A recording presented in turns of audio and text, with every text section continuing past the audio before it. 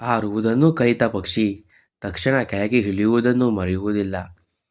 ಆದರೆ ಮನುಷ್ಯ ಮಾತ್ರ ಅವನು ಇರುವ ಪರಿಸ್ಥಿತಿಗಿಂತ ಸ್ವಲ್ಪ ಮೇಲೆ ಹೋದರೆ ಸಾಕು, ಅವನು ಕೆಳಗೆ ಇರುವವರು ಅವನಿಗೆ ಯಾರೂ ಕಾಣುವುದಿಲ್ಲ.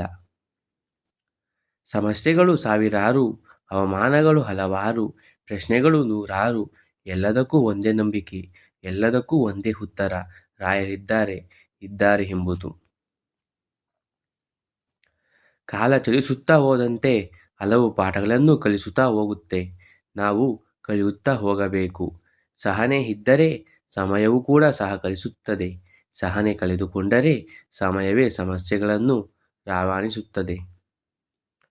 ಒಡೆತದ ನೋವನ್ನು ತಡೆದುಕೊಳ್ಳುವ ಶಕ್ತಿಯನ್ನು ನೀಡುವ ಭಗವಂತ ಸಮಯ ಬಂದಾಗ ತಿರುಗಿಸಿ ಒಡೆಯೋ ತಾಕತ್ತನ್ನು ನೀಡಿರುತ್ತಾನೆ. ವೈದ್ಯನಲ್ಲಿ ನಂಬಿಕೆ ಇಲ್ಲದಿದ್ದಲ್ಲಿ ಸಣ್ಣ ನೆಗಡಿಯೂ ಗುಣವಾಗುವುದಿಲ್ಲ. ಇನ್ನು ಗುರುವಿನಲ್ಲಿ ನಂಬಿಕೆ ಇಲ್ಲದೆ ಇರುವಾಗ ಗುಣವಾಗಬಹುಬಲ್ಲದ ಎಂದಿಗೂ ಬಲವಿಲ್ಲ.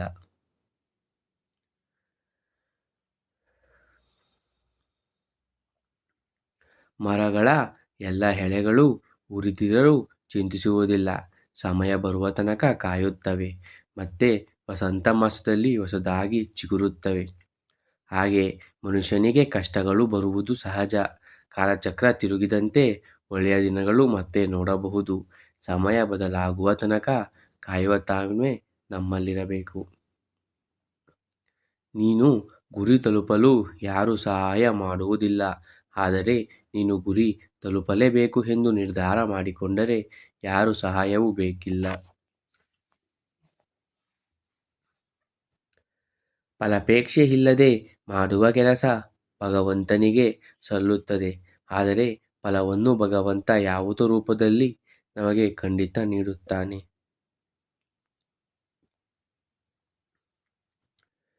ಕೆಲವರು ನಿನ್ನ ಬಗ್ಗೆ ತಪ್ಪಾಗಿ ಮಾತನಾಡುತ್ತಿದ್ದಾರೆ ಎಂದರೆ ಚಿಂತಿಸದಿರು.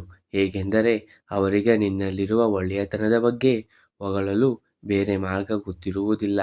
ಕೃಷ್ಣ ವರ್ಣಿಸುತ್ತಾನೆ, ನನ್ನ ಜೀವನ ಯಾರೊಂದಿಗೆ ಇದ್ದರೆ ಚೆನ್ನಾಗಿರುತ್ತದೆ, ಯಾರೊಂದಿಗೆ ಇದ್ದರೆ ಚೆನ್ನಾಗಿರುವುದಿಲ್ಲ ಎಂದು ನೀನು ಲೆಕ್ಕ ಹಾಕಬೇಡ. ಆ ಭಗವಂತನು ನಿನ್ನನ್ನು ಸೃಷ್ಟಿಸುವ ಮೊದಲೇ ಲೆಕ್ಕ ಹಾಕಿರುತ್ತಾನೆ. ಯಾರ ಜೀವನಕ್ಕೆ ಏನು ಕೊಡಬೇಕು, ಎಷ್ಟು ಕೊಡಬೇಕು ಎಂದು. ಇಂದಿನ ಭಿಕ್ಷುಕನು ನಾಳೆಯೂ ಕುಬೇರನಾಗಬಲ್ಲ, ಇಂದಿನ ಕುಬೇರನು ನಾಳೆ ಭಿಕ್ಷುಕನಾಗಬಲ್ಲ. ಹುಟ್ಟು ಸಾವು ಹೇಗೆ ಉಚಿತ ಖಚಿತವೋ ಹಾಗೆಯೇ ಅದೃಷ್ಟವೂ ದುರದೃಷ್ಟವೂ ಉಚಿತ ಖಚಿತವು. ಇರುವಷ್ಟು ದಿನ ಒಳಿತನ್ನು ಮಾಡು, ಒಳಿತಿಗಾಗಿ ಬದುಕು, ನೆನಪಿರಲಿ. ಒಂಟಿಯಾಗಿರು, ತಾಳ್ಮೆಯಿಂದಿರು, ಯಾರಿಗಾಗಿಯೂ ಗೋಗರೆಯದಿರು, ಯಾರ ಹಿಂದೆಯೂ ಜಾರದಿರು. ನಾವೇ ಬೇಕೆನ್ನುವವರು ಬರಲಿ, ಬೇಡವೆನ್ನುವವರು ದೂರವೇ ಇರಲಿ.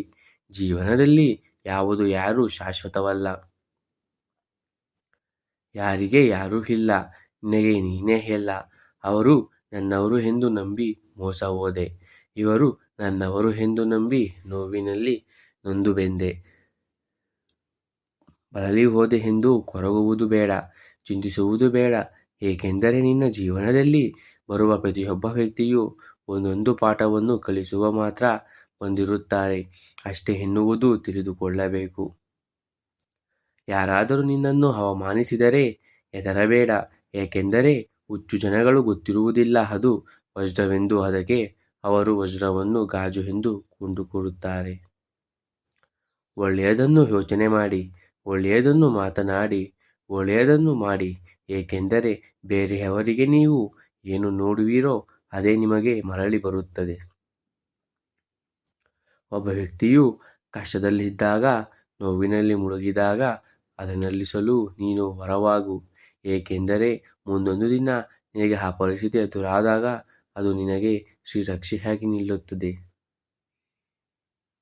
ಸಮುದ್ರವನ್ನು ಜಿಗಿಯುವ ಸಾಮರ್ಥ್ಯ ಇದ್ದರೂ ನಂಬಿಕೆ ಬಂದದ್ದು ನನ್ನೊಂದಿಗೆ ರಾಮನಿದ್ದಾನೆ ಎಂಬ ಧೈರ್ಯದಿಂದ.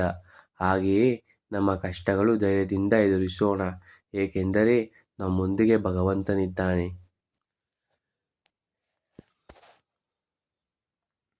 ಸತ್ಯವನ್ನು ಹೇಳುವ ಅಭ್ಯಾಸ ಮಾಡಿಕೊಂಡ್ರೆ ಭಗವಂತನಿಗೆ ಹೆದರುವ ಅಗತ್ಯವಿಲ್ಲ.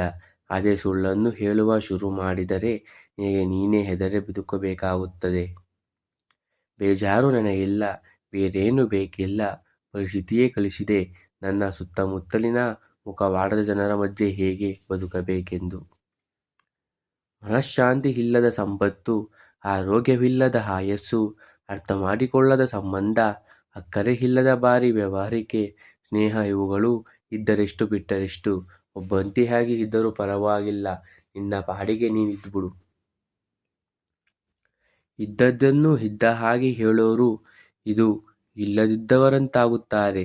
ಇದ್ದದ್ದನ್ನು ಇಲ್ಲದ ಹಾಗೆ ಹೇಳೋರು ಇಲ್ಲದನ್ನು ಇದ್ದ ಹಾಗೆ ಹೇಳೋರು ಇದ್ದ ಬಡವರಿಗೆಲ್ಲ ಇಷ್ಟವಾಗುತ್ತಾರೆ. ಅನ್ಯಾಯದ ದಾರಿಯನ್ನು ಹಿಡಿದಲ್ಲಿ ಅಂದ ಮೇಲೆ ಚಿಂತೆ ಏಕೆ? ಯಾರಿಗೆ ಕೆಡುಕು ಬಯಸಿನಲ್ಲಿ ಅಂದ ಮೇಲೆ ಪಶ್ಚಾತ್ತಾಪ ಏಕೆ? ಗುರಿಯೆಡೆಗೆ ಸಾಗುವುದಕ್ಕೆ ಪ್ರಯತ್ನ ಮಾಡುವುದನ್ನು ಬಿಟ್ಟಿಲ್ಲ ಅಂದ ಮೇಲೆ ಕೀಳುರಿಮೆ ಯಾಕೆ? ಆ ರಾಘವೇಂದ್ರ ಸ್ವಾಮಿ ಜೊತೆಗಿರುವಾಗ ನಾಳೆ ಏನಾಗುವುದೋ ಎಂಬ ಭಯ ಏಕೆ? ಬಣ್ಣದ ಮಾತುಗಳು ಮುತ್ತುಗಳಾಗುತ್ತವೆ, ಸತ್ಯದ ಮಾತುಗಳು ಮುಳ್ಳುಗಳಾಗುತ್ತವೆ. ಇದೇ ಈಗಿನ ಜನರ ಮನಸ್ಸಿನ ನಿಜವಾದ ವಾಸ್ತವ. ಧನ್ಯವಾದಗಳು. ಈ ವಿಡಿಯೋ ಇಷ್ಟವಾದಲ್ಲಿ ದಯವಿಟ್ಟು ಲೈಕ್ ಮತ್ತು ಸಬ್ಸ್ಕ್ರೈಬ್ ಮಾಡಿ. ಹಾರುವುದನ್ನು ಕಲಿತ ಪಕ್ಷಿ